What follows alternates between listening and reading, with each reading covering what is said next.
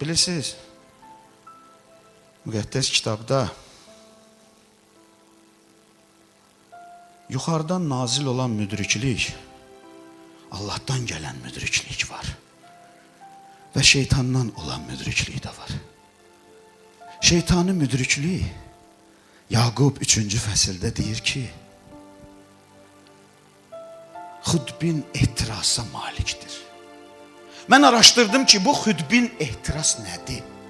Bu qısqanclıq nədir? Bilirsiniz nədir? Mənə olsun. Mənim olsun. Hər şey mənim olsun. Əgər olmursa da əlimdən gələnliyirəm ki, onu əldə eləyim. Dalca danışım. Onun quyusunu qazım. Onu alçaldım. Tək ki mənim olsun. Hər cür fəndlər işlətməyə razıyam. Tək ki mənim olsun. Bu yuxarıdan Allah'tan gələn müdriklik deyil. Bunu el arasında hiləgərlik deyirlər. Bunu el arasında bicdik deyirlər. Buna el arasında fırıldaq deyirlər. Nömrə gəlmə deyirlər. Bəlkə də dünya ona ağıl hikmət deyir. Amma Allah ona hiləgərlik deyir. Amma Allah'tan gələn müdriklik Rəbb deyir.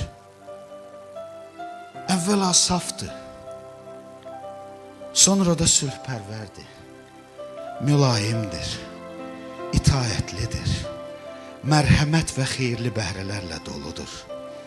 Qərəzsizdir, riyasızdır.